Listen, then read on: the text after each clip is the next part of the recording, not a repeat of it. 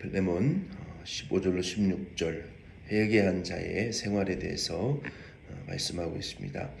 바울이 빌레몬에게 이제 오네시모에 대해서 참 이 빌레몬서를 통해서 보면은 어떻게 이렇게 깊은 속을 가지고 빌레몬에게 오네시모를 변호할 수 있을까?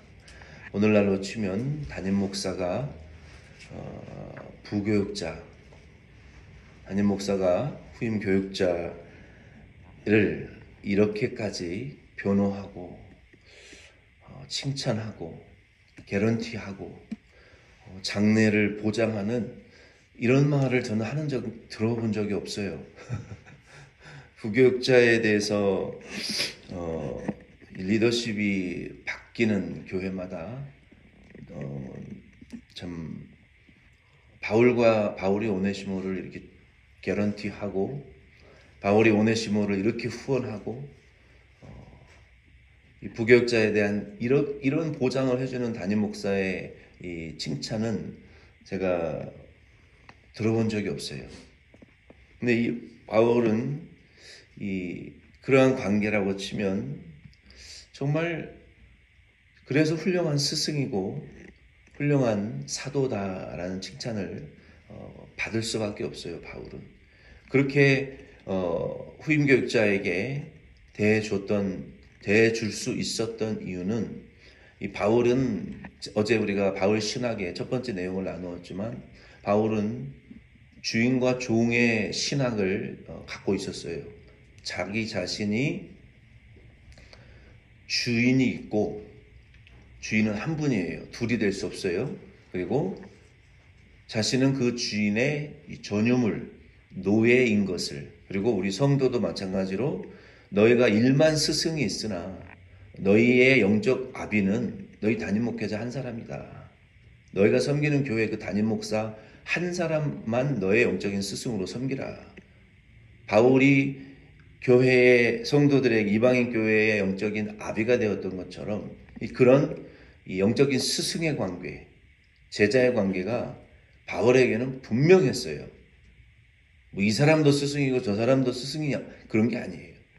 교회 안에서도 영적 스승은 한 사람이어야 하나님이 그 종을 통해서 은혜를 주시지 이 스승을 두고 저 스승을 두고 자기 귀에 좋은 것을 들으려고 하는 자에게는 은혜를 주시지 않습니다.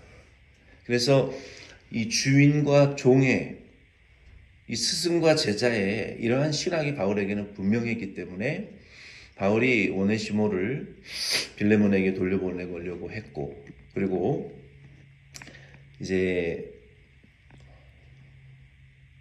오늘은 이 15절로 16절 말씀을 통해서 이 중요한 바울의 두 번째 바울 신학, 이 폴렌디아가지라고 합니다. 그 바울 신학의 중대한 두 번째 내용이 여기 등장하게 돼요. 먼저 15절 말씀을 보겠습니다. 아마 그가 잠시 떠나게 된 것은 너로 하여금 그를 영원히 두게 함이리니. 바울이 오네시모가 너의 소유를 훔쳐서 도망친 것을 이제 하나님께서 전화위복, 화를 변하여 이 복으로 바꿔 주시기 위해서 그런 일이 일어난 것이다. 이것이 바울의 믿음의 굉장히 중대한 점이었어요. 우리의 화가 때로는 참 힘들 때가 있어요. 우리가 이 화를 우리가 맞닥뜨릴 때, 크고 작은 위기를 맞닥뜨릴 때 우리는 항상 근시안이라서 눈앞에 있는 것밖에 보지 못하잖아요. 그래서 답답하고 우겨 쌓인 것 같고 정말 이제 망한 것 같고 끝난 것 같고 더 이상 이제 나갈 어떤 것이 없는 것과 같은 그런 이 화가 우리에게 임할 때 바울의 이 믿음의 관점으로 우리가 바라볼 수 있어야 되는데 그 믿음이 우리에게 있기가 참 어려워요. 쉽지 않아요. 정말 힘들어요. 당장 닥친 어려움들을 해결할 때 막 속에서 분이 일어나고 원망도 일어나고 막 두렵고 어떻게 해야 될지를 모르고 당황하게 돼요. 그 바울은 빌레몬이 그 오네시모가 당한 일 때문에 참 위기를 맞았고 어려움이 많았을 거예요. 빌레몬은 아마도 도망쳤지만 오네시모에게 가장 그 신복과 같은 바울에게 심장이었던 것처럼 이 빌레몬에게 있어서 오네시모도 아마 굉장히 많은 책임을 맡은 그 아마 리더격의 종이었었던 것 같아요. 그래서 이 빌레몬에게도 큰 타격이 있었을 거예요.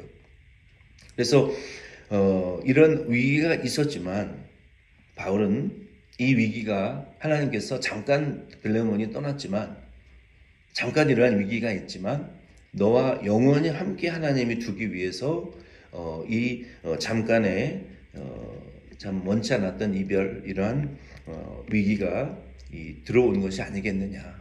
하나님이 너와 영원히 이 오네시모와 빌레몬이 함께 하기 위해서 그렇게 된 사건이 아니겠느냐라고 우리에게 말한 것처럼 그의 이 변화가 일어났기 때문에 그의 오네시모의 잘못은 결국 하나님의 선을 이루시는 하나의 사건으로 여겼다라고 바울이 말한 거예요. 오네시모가 이제는 예수 그리스도를 영접했기 때문에 그리고 복음과 또 바울의 일꾼이 되었기 때문에 이 빌레몬이 이제는 복음으로 교제할 수 있는 주인과 교제를 나눌 수 있는 그런 사이가 되었습니다. 우리 교회 안에서도 성도와 교회 안에서도 우리가 어떤 성도가 회개하고 변화되어지게 되면 우리가 믿음으로 이 한 교회 안에 공동체 안에서 함께 할 수 있어요.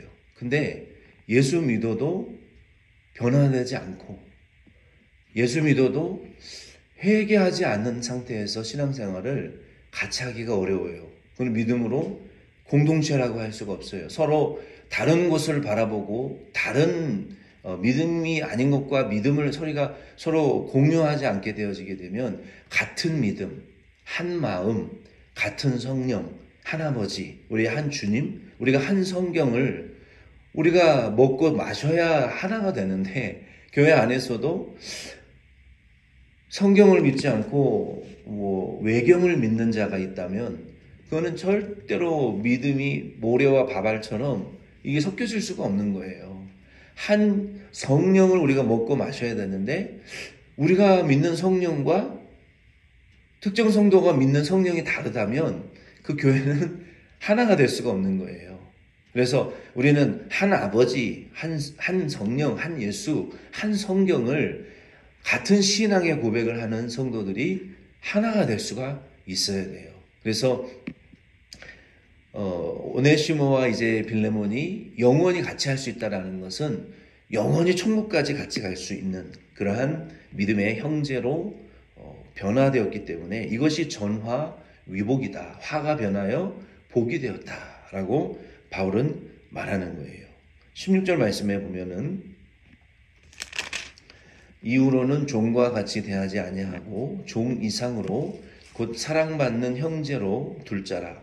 내가 내게 특별히 그러하거든 하물며 육신과 주 안에서 상관된 내게랴. 바울이 오네시모를 더 이상 노예로 대하지 말고 사랑받는 형제로 너에게 두라.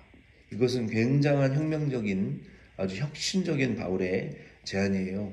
태어나면 노예로 죽을 때까지 노예지 신분의 변경은 있을 수가 없는 일이었어요. 그 당시에는 로마의 시민권을 딴다던가 그러면 몰라도 그런데 노예가 로마의 시민권을 딸 수 있는 일은 불가능한 일이었거든요. 그래서 이 노예였던 오네시모를 사랑을 받는 형제와 같이 대해주라 라고 말하는 것은요, 이것이 두 번째 바울의 그 위대한 신학이에요. 바울이 원래 날 때부터 신분이 고귀한 신분이었어요. 바울은 신분적으로는. 그리고 로마의 시민권을 날 때부터 받은 사람이었어요. 그리고 아주 부유한 자였고 당대 최고의 공부와 스승 밑에서 학위를 가지고 있었던 정말 종교 정치적으로 또 여러 가지 다 방면에 있어서 최고의 엘리트의 엘리트 중에 엘리트였다라고 말할 수 있어요. 그런데 바울은 낮아질 수 있었어요. 내가 야만인에게는 야만인처럼 정말 거의 옷을 입지 않고 사는 토인들과 같은 삶을 내가 살면서 복음을 전했다. 그리고 이방인들에게는 이방인들의 문화와 그들이 손으로 밥을 먹으면 손으로 밥을 먹으면서 그들에게 나는 복음을 전했고, 돼지고기를 나는 평생에 먹지 않겠다라고 바울은 말했거든요. 그 사람들의 문화와 습관이 그러하면 그들에게 맞춰서 나는 살겠다. 그들이 왼손으로 밥을 먹으면 왼손으로 밥을 먹고, 그들의 문화와 습관을 따라서 낮아져서 그들에 맞게 복음을 나는 전했다. 바울이 그렇게까지 할 수 있었던 이유는 베드로와 야고보, 요한은 못했거든요.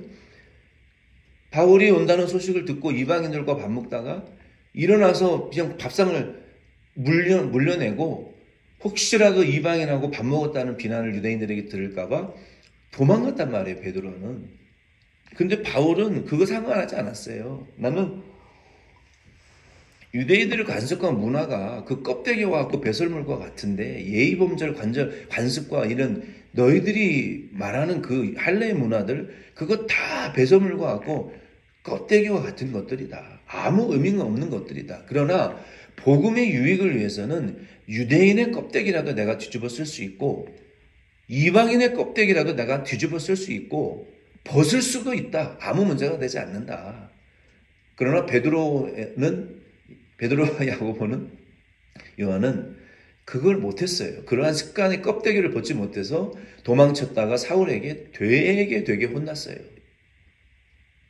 그러한 차별, 역차별, 인간관계에 이렇게 선을 긋는 그런 껍데기와 같은 것들을 벗지 못했단 말이에요. 근데 바울은 그런 것을 과감하게 벗어 던졌어요. 이게 바울의 신학의 위대한 점이에요. 그래서 바울은 두 번째 이 오네시모를, 이 범죄한 노예를 사랑받는 형제와 같이 대하라고 말하는 것은 그의 신학이 위대했기 때문에 그래요. 바울의 이 복음은 신분을 초월해서 예수의 사랑을 받는 형제가 될 수 있다라는 신학이 있었어요. 이것은 이 바울의 복음의 위대한 점이에요. 사회적인 통념을 초월하는 예수 그리스도 안에 있는 차별이 없는 은혜를 말하는 거예요. 한국에서도 이런 율락가에 있는 여자들에게 전도하는 목사님들이 있어요. 그리고 그 근처에서 이 사생아들을 받아주는 베이비박스를 운영하는 목사님들이 있어요. 거기 저희가 청량리에 신방 갔었거든요. 그 노숙자들만 모여있는 그 동네. 거기 가서 교회 스타렉스를 거기 앞에 대놨는데, 낮에 갔는데 몰랐어요. 5시 되니까 완전히 딴 세상으로 변하더라고요. 근데 거기 일하는 여자가 와가지고 껌 씹으면서 우리 교회 전도사님한테, 오빠, 우리 영업해야 되니까 차 빼! 사실이에요. 저희가 경험했어요. 그 목사님 많이 비난해요. 어떻게 그런 여자들에게 복음을 전할 수 있냐고. 예수님도 그렇게 했어요. 가늠한 여자에게 다시는 이 죄를 짓지 말고 아무도 회개한 여자에게 돌 던질 수 없다. 예수님도 전도했잖아요. 그런 걸 초월해서. 그리고 아무렇지도 않았어요. 그들도 똑같은 사람입니다. 회개하면. 다른 괴물이 아니에요. 이런 사회적인 통념을 깨트리는 이 전도를 예수님이 했지, 그냥 교회당에 앉아서 와라 하지 않았어요. 바울이 은혜를 깨닫고, 노예면 어떻냐? 회개하고 바꾸면 되고 돌이키면 되지. 그러한 신분의 차별, 인종의 차별, 어떤 외모로 인해서 차별하는 그러한 차별을 격파시켰던 바울이에요. 그래서 바울은 이 사회적인 통념이나 신분, 이러한 것들 예수 믿으면 다 차별이 없어지고 그러한 것들이 초월되어진다라는 이 초월적인 예수 그리스도의 복음의 은혜를 말했어요. 그래서 로마서 3장 22절 말씀에 보면은 곧 예수 그리스도를 믿음으로 말미암아 모든 믿는 자에게 미치는 하나님의 의인이 차별이 없느니라 라고 말씀하셨어요. 차별이 없어요. 또 로마서 10장 12절에 보면은 유대인이나 헬라인이나 차별이 없음이라 한 분이신 주께서 모든 사람의 주가 되사 그를 부르는 모든 사람에게 부요하시도다. 바울이 이 차별이 없는 이 복음의 은혜를 깊이 깨달았던 거예요. 또 골로새서 3장 11절 말씀에 보면은 거기에는 헬라인이나 유대인이나 할레파나 무할레파나 야만인이나 스구디아인이나 아프리카 사람들을 가리켜요. 종이나 자유인이 차별이 있을 수 없나니 오직 그리스도는 만유시요 만유 안에 계시니라. 그러니까 그리스도는 믿는 자를 차별하지 않으시고 노예든 흑인이든 한인이든 아시안이든 백인이든 뭐 어떤 인종과 신분과 차별을 초월해서 만유 속에 예수가 계신다는 것을 분명하게 바울은 깨달았던 거예요. 모든 사람을 차별하지 않는 예수, 그 복음을 바울은 깨달았기 때문에 노예일지라도 회개했다면, 돌이켰다면, 돌이키기만 한다면, 그리고 돌아서기만 한다면 탕자와 같이 우리 아버지 하나님은 우리를 절대로 정죄하지 않으시고 차별이 없는 복음으로 그를 끌어안아 주신다. 만약에 담임 목사가 부교육자들을 이렇게 끌어안아 준다면 한인 교회 안에 있는 교인을 끌고 나가서 또 문 앞에 개척하는 이런 쓰라린 일들은 교회 안에 있지 않을 거예요. 바울이 오네시모를 그렇게 끌어안아주고 바울이 오네시모를 이와 같이 혁명적으로 사랑하고 서포트하고 개런티했기 때문에 여러분 생각을 해보세요. 세상 직장은 10년 일하고 나가면 굉장한 대우를 해줍니다. 한 회사에 10년 충성했다고 20년 일하고 나가면 굉장히 충성했다고 그 보상을 인정을 해줘요. 그런데 정말 아이러니하게 저는 이해할 수 없는 일 중에 하나가 교회는요, 자기의 인생을 내팽개치고 젊음을 청년 때부터 풀타임 사역자처럼 일을 하고 10년, 20년, 30년을 일하면요, 나갈 때 그냥 내쫓습니다. 교회를 개척해 주거나 성도를 떼어서 파송해 주거나 후원하지 않습니다. 이해할 수 없는 일이에요. 한국 교회에서. 그리고 적대시합니다. 교회 근처에 오지도 못하게 해요.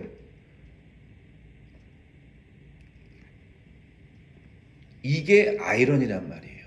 그러니 부교육자들이 교회 떠나기 전에 성도들을 떼어서 찢어서 바로 코앞에 교회 앞에 또 개척하는 거예요.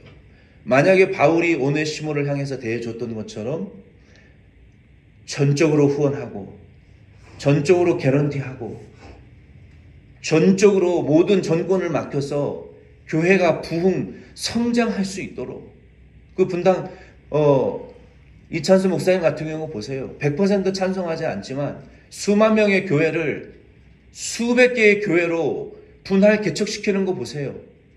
메가처치가 되지 않겠다. 그런 행태를 보이는 메가처치들이 신물 난다는 거예요. 한국 교회에. 그저 대형 교회만 세우면 된다라는 이 메가처치 개념을 깨부시겠다는 거예요. 그 점에 있어서는 저도 동의해요.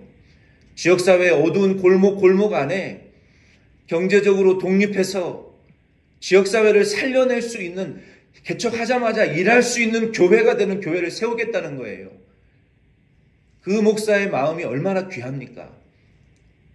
교회라는 이름만 걸고 제대로 된 사역을 하지 못하는 교회들이 얼마나 많습니까? 건물만 떠받들고 있는 교회가 얼마나 많습니까? 그것은 진정한 교회가 아닙니다. 교회가 교회로서 지역사회에서 온전한 빛을 발하는 교회가 교회지. 그런 의미에서 이찬수 목사님의 개념은 정말 위대한 개념이에요. 메가처치가 되지 못하도록 선언한 말을 실행하잖아요. 썩어져가고 냄새나고 비방받는 큰 건물만 짓고 메가처치만 되기를 원하는 한국 교회에 썩어져 있는 이 문화를 깨트리겠다는 그의 가치관이 위대한 거예요. 지역사회를 살려내는 진정한 교회가 되고자 하는 그의 놀라운 시도가 위대한 거예요.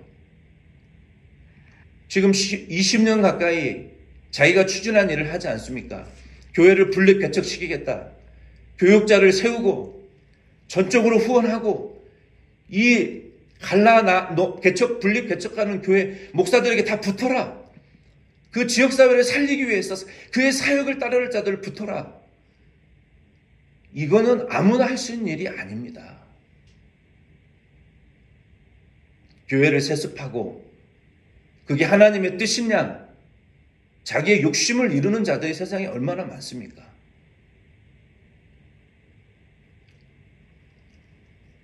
그렇기 때문에 한국 교회가 그 문제의 원흉이 해결되지 않는 거예요. 그러나 바울은 그러하지 않았어요. 예수님도 특정 제자만 사랑하지 않았어요. 특정 제자만 교회 개척시켜주지 않았어요. 다 똑같은 성령으로 교회가 생기게 파송하시고 사명을 주셨지. 저도 평생에 전도사 때부터, 교사 때부터 봉사하고 전도사 때부터 사역하고 한 교회에 충성했지만 너는 내 심장이다. 너는 내 신복이다. 교회 개척 후원 받아본 적이 없어요. 단 한 푼도. 한인교회 정서가 그렇습니다. 그러나 바울은요, 그렇게 비인격적으로 목회하지 않았어요. 오네시모를 노예를 주의 종과 사랑받는 형제로 인정하고 목회자로 인정하고 하나님이 쓰시는 종으로 인정하고 주님이 맡긴 사명자로 인정하고 내 심장이고 내가 복음으로 낳은 아들이고 사랑받는 형제고 그가 빚진 것을 내가 갚겠다라고까지 이후에 말씀해 보면 선언하고 있어요. 바울이. 내가 그를 책임지겠다. 내 평생에 그와 같이 저를 책임지고 후원해주는 후원자 한 사람만 있었으면 정말 더없이 행복했을 것 같아요. 그러나 없었어요. 다윗이 내 부모는 나를 버렸지만 당신이 나를 영접하리라 했던 고백이 무엇인지 조금 알겠어요, 이제. 그래서 바울은 이와 같이 오네시모를 대했어요. 그 마음이요, 느껴지는데 너무 따뜻한 마음이 드는 거예요. 오네시모를 향한 바울의 마음이 너무 진심이고 절절하게 느껴지는 거예요. 나에게 이런 아버지가 계셨다면, 나에게 이런 스승이 지금 한 사람이라도 살아있었다면 정말 행복하고 든든했겠다. 내 손에 쥐어주는 것이 없더라도 그분 생각하고 힘든 거 참을 수 있겠다. 그분의 그 따뜻한 마음을 생각하며 모든 힘듦과 고통을 견딜 수 있겠다. 근데 없어요. 근데 그분은, 그런 대상은 하나님 아버지밖에 없어요, 우리에게. 육신의 부모도 그렇게 못해요. 그래서 오늘 이 말씀을 생각하면서 이 바울의 이 따뜻함을 느끼면서 세상에는 그런 사람 중에는 그런 사람이 없지만 저와 여러분에게도, 여러분도 마찬가지일 거예요. 그러한 의지의 대상이 우리에게는 없습니다.